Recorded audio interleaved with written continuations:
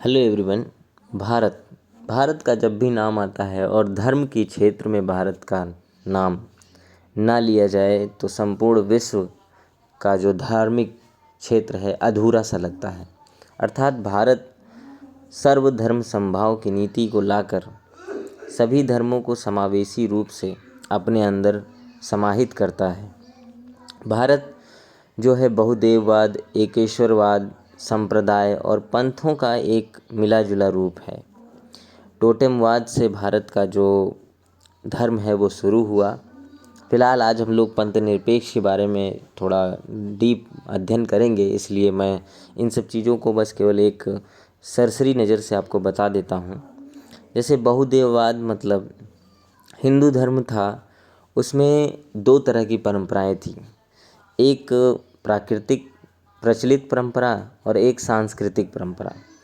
प्रचलित परंपरा में आपका हो गया लघु परंपरा, या जहाँ परंपरा हावी हो, मतलब जो परंपरा हावी हो वो प्रचलित परंपरा हो गया, और जहाँ संस्कृति हावी हो वो बृहद परंपरा, या यूँ कहें कि जहाँ कोई ग्रंथ लिखा गया हो या कोई बड़ी घटना घटित हुई हो।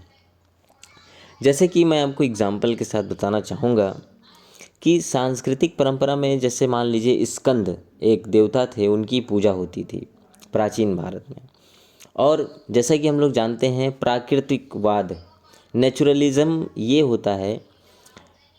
जैसे कि नेचुरलिज्म की बात आ गई है तो मैं आपको बताऊं कि हमारे अंधाधुंध विकास, औद्योगिकीकरण और हमारे मॉडर्नाइजेशन के दौर में यदि मैं किसी चीज़ को अगर बताऊं कि सबसे बेहतर होगा तो वो है प्रकृतिवाद। प्रकृतिवाद एक ऐसी चीज़ है, जैसे हम लोग कहते हैं आदिवासी ट्राइबल एरियाज़ में कहते हैं कि गंवार बसते हैं, लेकिन मेरा मानना है कि इंसान क्लब, बड़े बड़े शहरों में रह के मॉडर्न तरीके से ड्रेस पहन के, मॉडर्न तरीके से पार्टी करके, ये आधुनिक भारत का और मॉडर्न होने का परिचायक नहीं है। जब हम अंधाधुंध विकास करेंगे, अंधाधुंध अपने आप को संसाधनों को दोहन करेंगे, फिर एक दिन ऐसा आएगा कि हम कॉप जैसी पार्टियां करेंगे, दिन रात हम एनवायरनमेंट के बारे में सोचेंगे, हवा लेते हुए सोचेंगे, बाहर निकलते हुए सोचेंगे। तो आदिवासी, मुझे आज पता नहीं क्यों कहने का मन कर रहा है कि आदिवासी बेहद स्मार्ट और बेहद ही सभ्य लोग थे। असभ्य तो आज हम लोग हैं जो मज़े मौज मस्ती के लिए, तरह तरह के इंटरटेनमेंट के लिए पर्यावरण को पूरी तरीके से दोहन कर रहे हैं। और वो लोग, आदिवासी लोग, जो सांप की पूजा किया करते थे, पेड़ों की पूजा किया करते थे, कहीं पत्थरों की पूजा किया करते थे, मट्टी की पूजा किया करते थे, तो हम लोग उनको जंगली, वहसी, असभ्य कहकर संबोधित करते थे। मगर मेरा दृष्टिकोण बदला है और मैं आपको बताऊंगा क्यों बदला है।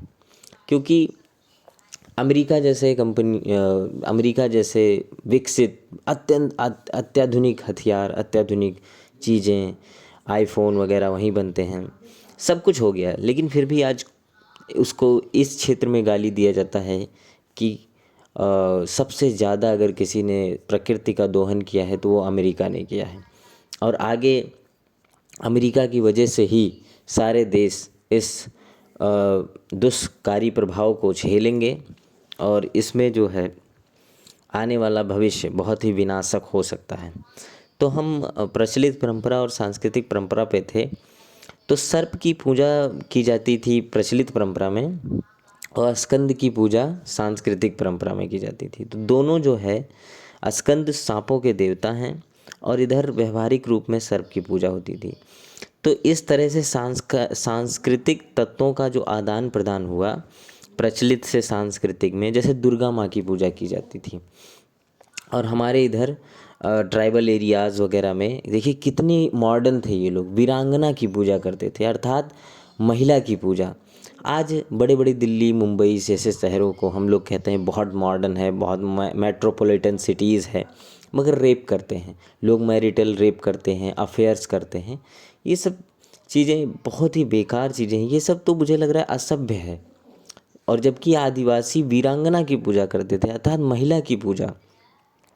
और इसी तरह दुर्गा जी जो महिला की प्रतिनिधि हैं, और उनकी पूजा मिलाकर और वीरांगना की पूजा मिलाकर प्रचलित और सांस्कृतिक को मिला दिया गया। यानी इसी तरह से बहुदेववाद का कॉन्सेप्ट आया, अर्थात वायु की पूजा की गई तो वायु देवता आ गए, अग्नि की पूजा की गई तो अग्नि देवता आ गए, और जल की पूजा की गई तो गंगा माँ आ गई। तो इसी तरह से बहुदेववाद का कॉन्सेप्ट आया। फिर आगे हम लोग बढ़ेंगे। फिलहाल आज मेरा संप्रदाय और पंथ के बारे में बताने का कोई ख़ास मूड नहीं है, क्योंकि हम लोग पंथ निरपेक्षता के बारे में बात करेंगे। लेकिन पंथ जान लेना पंथ निरपेक्षता के लिए थोड़ा आसान हो जाएगा। जैसे संप्रदाय क्या होता है कि किसी धर्म के विरोध में अगर कोई आया तो उसको संप्रदाय कहते हैं। जैसे हिंदू धर्म के विरोध में बौद्ध धर्म आया। अब पंथ क्या है? जैसे कि विशेष विचारधारा है, अर्थात मैं हिंदू हूँ और कोई कुछ और धर्म से है, लेकिन फिर भी हमें पता नहीं क्यों आत्म अशांति है, मतलब शांति नहीं है, मन बिल्कुल व्याकुल है। तो जो इलेक्ट्रॉन जैसे कि अगर चारों दिशा में जाते हैं तो हम अपने पावर का पूरा उपयोग नहीं कर पाते हैं। तो ये जो कल्ट है, पंथ है, ये हमारे शक्ति को केंद्रित करके एक तरफ फोकस करेगा, करने के लिए हमें प्रेरित करेगा। तो कल्ट जो है सर्वधर्म समभाव की नीति में ये भी है। संप्रदाय में क्या होता है कि एक ऐसा नेता चाहिए होता है हमें जो करिश्माई हो, और पंथ में करिश्माई वगैरह नहीं, वो हमें एक तरह से अपना उपभोक्ता बनाएंगे। जैसे विपयसना जो आपने सुना होगा, वहाँ पे यही होता है। अब हम अपने टॉपिक पे आते हैं डायरेक्ट। पंथ निरपेक्षता। पंथ निरपेक्षता यानी सेक्युलरिज्म। सेक्युलरिज्म ये है कि धर्मनिरपेक्षता, संविधान में अधिकतर सुनोगे कि धर्मनिरपेक्षता। फिर ये पंथ निरपेक्षता क्या है? जैसे कि धर्म क्या है? वर्णाश्रम धर्म, और संस्कार होते हैं जो हमारे बचपन पैदा होने से मरने तक के संस्कार होते हैं, उनको भी धर्म के रूप में माना जाता है। ऋण, कई ऋण होते हैं, पितृ ऋण, गुरु ऋण, और तरह तरह के ऋण होते हैं, उनको हमें चुकाना पड़ता है, वो भी एक धर्म का काम है।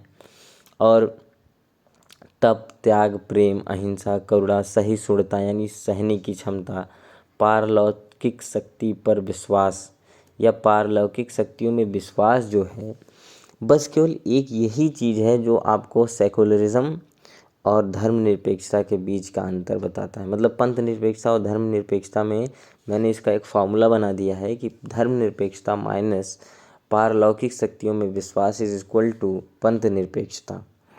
फिर पंथ निरपेक्षता का शाब्दिक अर्थ यह है कि राज्य धर्म से तटस्थ होगा, मतलब बिल्कुल न्यूट्रल होगा। और राज्य इस तरह के जो मॉडल हैं वो यूरोप में बहुत फेमस है, जिसको कहते हैं स्टेट सेंट्रिक सेकुलरिज्म। फिर हमें जब देखने में मिलता है कि आजकल उत्तर प्रदेश और अन्य हिंदू राष्ट्र के बहुत ही कट्टर प्रदेश बनते जा रहे हैं, तो हम देखने में आता है कि वो लोग, उनके लोग के मूल में क्या है? धर्म है। जैसे ये मैंने गोला बना रखा है, सर्कल के अंदर मैंने लिख रखा है कि ईश्वर की वाणी पे वो बहुत विश्वास करते हैं। शिक्षा, विज्ञान, राज्य, अर्थव्यवस्था, ये सब उनके लिए बाह्य तत्व हैं। जो केंद्र है, केंद्र बिंदु यानी सोचने का, जिसे कहते नहीं है कि आप अपने मूल से हटके कभी नहीं सोच सकते। तो जब मूल में आपके धर्म होगा यानी ईश्वर की वाणी होगी, तो आप कट्टरपंथ की तरफ जाओगे, कट्टरता की तरफ जाओगे। और दुनिया में कट्टरवादी लोग जो हैं वो दुनिया में दूसरे रिलीजन का होना स्वीकार ही नहीं करते, अर्थात सर्वधर्म समभाव या समावेशी धर्म, ये जो हिंदू राष्ट्र है वो ये नहीं है, ये हमारा संस्कृति नहीं है। हमारी संस्कृति ये है कि हम सभी धर्मों को समान भाव से देखेंगे, अर्थात जो ये दूसरी सर्किल बनी हुई है जिसमें राज्य और धर्म दोनों अलग है, इस तरह के जो स्टेट होते हैं इनको आप वो कह सकते हो पंथ निरपेक्ष। और विशेष परिस्थिति में राज्य धर्म में हस्तक्षेप कर भी सकता है। जैसे हमारा जो भारत का पंथ निरपेक्षता है उसके तहत हम अल्पसंख्यकों को बढ़ावा दे रहे हैं आर्टिकल 25 से लेके 30 तक। और विशेष धर्म, जैसे मान लीजिए किसी अल्पसंख्यक या समुदाय या धर्म को जो है खतरे में है, जैसे पारसी, जियो पारसी क्या चीज़ है कि जैसे पारसी पैसा कमाने के चक्कर में बहुत संलग्न हो जाते हैं और वो शादी करना भूल जाते हैं।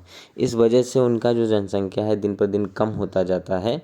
इस वजह से उनके लिए एनजीओ द्वारा प्रयास किया गया है कि वो उनको एक तरह से ताना मारें कि आप शादी करो, बहुत बड़े हो गए हो और बूढ़े हो रहे हो। तो इस तरह से जियो पारसी लाया गया। तो ये सरकार द्वारा एक इनिशिएटिव था। तो सरकार जो है पॉजिटिव वर्क्स करने के लिए आ सकता है, लेकिन किसी धर्म को बढ़ावा नहीं देगा। फिर उसके बाद मैंने एक मैथमेटिकल रूप में भी लिख दिया है, कट्टरपंथ इज प्रोपोर्शनल टू 1 पंथ निरपेक्षता। और सांप्रदायिकता क्या है, मान लीजिए कि सांप्रदायिक दंगे आप सुनते हैं कि किसी एक सामान्य मुद्दे पर दो धर्मों के बीच विचारधारा अलग अलग होने पर जो हिंसात्मक क्रिया होती है उसको सांप्रदायिकता कहते हैं। Thank you. इसी के साथ मैं आशा करता हूँ कि आपको पंथ निरपेक्षता समझ में आया होगा। Thank you.